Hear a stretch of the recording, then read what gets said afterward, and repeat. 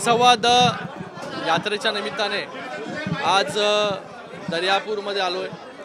याच्या पुढे रिसोड आहे, बाळापूर आहे, मेहकर आहे आणि उद्या मराठवाड्यातील काही विधानसभा तिथे मेळावे बैठका गाठीभेटीच्या आहेत या करणार आहोत आणि या जनसंवाद यात्रेच्या माध्यमाने महाराष्ट्रातील प्रत्येक विधानसभेमध्ये जाता येईल आणि तिकडची परिस्थिती कशा प्रकारची आहे, तिकडच्या विधानसभेची तयारी, त्याचबरोबर कशा प्रकारे योजना पोचलात की नाही या सगळ्यांचा आढावा जो आहे तो या जनसंवाद यात्रेतून घेतला जातो आणि माननीय मुख्यमंत्री महोदयांपर्यंत या सगळ्या गोष्टी ज्या आहेत ते पोहोचवण्याचं काम आणि पक्ष संघटना अजून कशी मजबूत होईल त्याच्यासाठी हा दौरा जो आहे तो आयोजित केलेला आहे।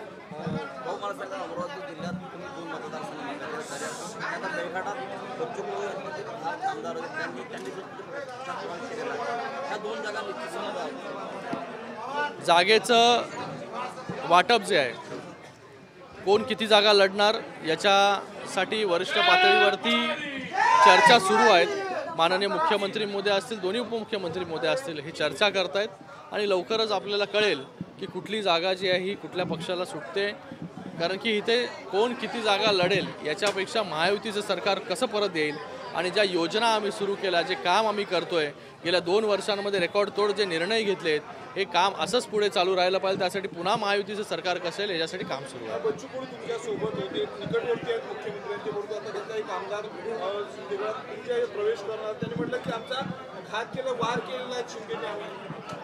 मला वाटतं आता त्या आमदारावरती आणि प्रत्येक इंडिव्हिज्युअलवरती डिपेंड असतं की बाबा त्याला कोणाच्या नेतृत्वाखाली काम करायचं। माननीय मुख्यमंत्री ज्या प्रकारे काम करतायत त्यांना वाटलं असेल की बाबा मुख्यमंत्री मोदयांच्या नेतृत्वाखाली जे आहे ते मला काम करायचं, त्यांनी तो त्याचा निर्णय घेतलेला आहे। मला वाटतं मराठी भाषेला आता अभिजात भाषेचा दर्जा मिळालेला आहे, पण तरीही काही लोकांची भाषा जी आहे ती सुधारलेली नाही आणि ती म्हण आहे आपला तो बाब्या आणि दुसऱ्याचं कार्ट। आणि मला वाटतं मला ते शब्दप्रयोग करायचं नाही। तुम्ही ज्या खालच्या पातळीवरती येऊन टीका करता अशी टीका माननीय मुख्यमंत्री महोदय देखील आपल्याला करत नाही, मला देखील त्याच्यामध्ये इंटरेस्ट नाही, पण फक्त आपल्याला एवढंच सांगू इच्छितो मी की आपल्या बाब्याने जे 2-2 आमदारांचा बळी घेतला, घरी बसवलं आणि स्वतः ती सीट क्लिअर करून घेतली वरळीची आणि मग निवडून आले, अशा परिस्थितीमध्ये मी नाही निवडून आलो, मी जनतेतून निवडून आलोय, फाईट करून निवडून आलोय आणि 3दा निवडून आलोय। तिसऱ्यांदा जे आहे हे लाखोच्या फरकाने मला लोकांनी निवडून दिलेलं आहे आणि मला वाटतं जेव्हा लोकसभेला मतदारसंघामध्ये आले होते तुम्ही तेव्हा चॅलेंज केलं होतं की आम्ही इथून उभं राहणार, मी ते चॅलेंज स्वीकारलं होतं आणि मी देखील सांगितलं होतं की इथूनच कल्याण लोकसभेमधूनच उभे राहा, पण कल्याण लोकसभेमधून जे आहे पळून जाण्याचं काम या लोकांनी केलं आणि मला वाटतं लोकसभेमध्ये जागा जी आहे ही दाखवण्याचं काम त्यांना जनतेने केलेलं आहे। कुठली शिवसेना जी आहे बाळासाहेबांचे विचार पुढे घेऊन जातं हे लोकांनी स्पष्ट केलं आहे। स्ट्राईक रेट जो आहे शिवसेनेचा चांगला आहे, चांगल्या जागा शिवसेनेच्या निवडून आल्या, हे यांच्या ज्या जागा निवडून आल्या हे काँग्रेसची मतं यांना ट्रान्सफर झाली, त्याच्यामुळे हे लोक निवडून आले। यांच्या ज्या जागा निवडून आल्या ह्या विशिष्ट समाजामध्ये विशिष्ट धर्माबाबत गैरसमज पसरवले गेले, त्याच्यामुळे जे आहे ते काही लोकांनी यांना मतदान केलं, ती परिस्थिती आता राहणार नाही। शिवसैनिकाचा जो शिवसेनेचा जो ओरिजिनल वोट बँक आहे, ओरिजिनल मतदार जो आहे मराठी आणि शिवसेनेचा मराठी मतदार आणि शिवसेनेचा मतदार हा आमच्याबरोबर म्हणजे बाळासाहेबांच्या शिवसेनेबरोबर ठाम राहिला, त्यांनी मतदान केलं म्हणून एवढ्या जागा ज्या आहेत त्या निवडून आल्या। येणाऱ्या काळामध्ये यांची परिस्थिती जी आहे ना घर का ना घाट का अशी जी आहे ती काँग्रेस करून ठेवणार आहे, कारण की बाळासाहेब नेहमी ज्या काँग्रेसची फारकत घेत होते, काँग्रेसचा विरोध करत होते, आज पूर्ण जी आहे ही उभाटा त्याचं काँग्रेसीकरण झालेलं आहे आणि भविष्यामध्ये म्हणजे या निवडणुकीमध्ये लोक जे आहे हे त्यांना त्यांची जागा जी आहे ती दाखवून देतील। आता मला ते अजून पण तुम्हीच मला ती न्यूज देताय, त्याच्याबद्दल मला इन्फॉर्मेशन आहे, तर जास्त मी त्याच्यावरती बोलू शकत नाही। राष्ट्रवादी काँग्रेसच्या शरद पवार गटात प्रवेश केला आहे, आणखी काही नेते हे महाविकास आघाडीकडे बघा निवडणुकी आली, निवडणुकी आल्या की प्रत्येकजण इकडून तिकडे तिकडून तिकडे हे तर चालतच राहणार, निवडणुकीचा एक तो भाग आहे. पण मला वाटतं जनता जनार्दन जी आहे हा योग्य प्रकारे निर्णय जो आहे तो घेत असते, तो निर्णय देत असते. आणि येणाऱ्या काळामध्ये ज्या 2 वर्षांमध्ये माननीय मुख्यमंत्री एकनाथजी शिंदे साहेबांच्या नेतृत्वाखाली जे काम झालं या महाराष्ट्रामध्ये, आज आपण पाहताय की हजारोच्या संख्येमध्ये लाडक्या बहिणी देखील उपस्थित होत्या.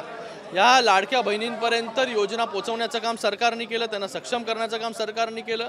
आज 2 कोटीपेक्षा जास्त लाडक्या बहिणी ज्या आहेत या योजनेचा फायदा घेत आहेत, लाभ घेत आहेत. लेक लाडकी योजना असेल, शेतकऱ्यांसाठी कृषी पंपाचा विषय असेल, त्याचबरोबर युवा कार्य प्रशिक्षण योजना, म्हणजे सगळ्या घटकांना न्याय देण्याचं काम. आणि कालच आपण पाहिलं असेल की मुंबईमध्ये सगळ्यात ग्रामपंचायतीमधील महत्त्वाचा घटक म्हणजे ग्राम रोजगार सेवक. या ग्राम रोजगार सेवकाला देखील फिक्स्ड वेतन नव्हतं, ते फिक्स्ड वेतन देण्याचं काम म्हणजे 8,000 रुपये आणि त्याच्यावरती 2% कमिशन म्हणजे इन्सेंटिव्ह देण्याचं काम देखील आमच्या सरकारने केलं. म्हणजे सरकार हे प्रत्येक घटकापर्यंत. आत्ता मला होमगार्डचे कार्यकर्ते भेटले, ते म्हणाले की धन्यवाद सांगा माननीय मुख्यमंत्री महोदयांना की त्यांनी आमचा पण विषय घेतला. तर अशा प्रत्येक घटकाचा विषय जो आहे हा सरकारने घेतलेला आहे. म्हणून येणाऱ्या या विधानसभेमध्ये मोठ्या मताने ही महायुती जी आहे ती जिंकून येईल.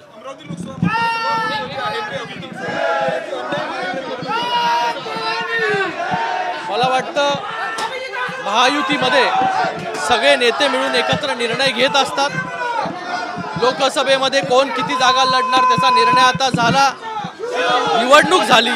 आता आपल्याला पुढे जायचं आहे की पुढे विधानसभेमध्ये जास्त जागा कशा येतील त्याच्यासाठी आपल्याला काम करायचं आहे. ते काम जे आहे ते आम्ही करतोय.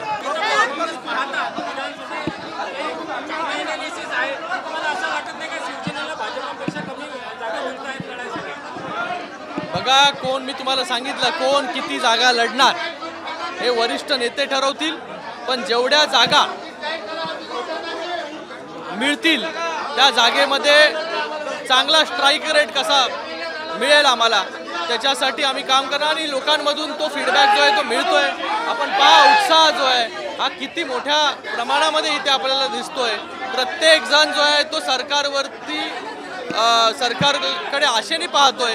आता या महिला देखील इथे आलेल्या आहेत की बार्टीमध्ये देखील त्यांना मानधन वाढवून पाहिजे, तो देखील आपण करतो. मला आता एक संगणक परिचालक हे देखील 8,000 जे आहे संगणक परिचालक आहेत आपल्या महाराष्ट्रामध्ये, डेटा ऑपरेटर, त्यांच्या मानधनामध्ये आणि त्यांना ज्या ज्या त्यांच्या गोष्टी आहेत त्या सामावून घेण्यासाठी देखील सरकार काम करतंय, पुढे जातंय. तर प्रत्येक घटकाला न्याय देण्याचं आम्ही काम करतोय. सगळ्यात चांगला स्ट्राईक रेट जो आहे आणि त्याचवर जास्तीत जास्त जागा या शिवसेनेच्या ज्या आहेत जेवढ्या जागा मिळतील त्याच्यावरती निवडून येतील.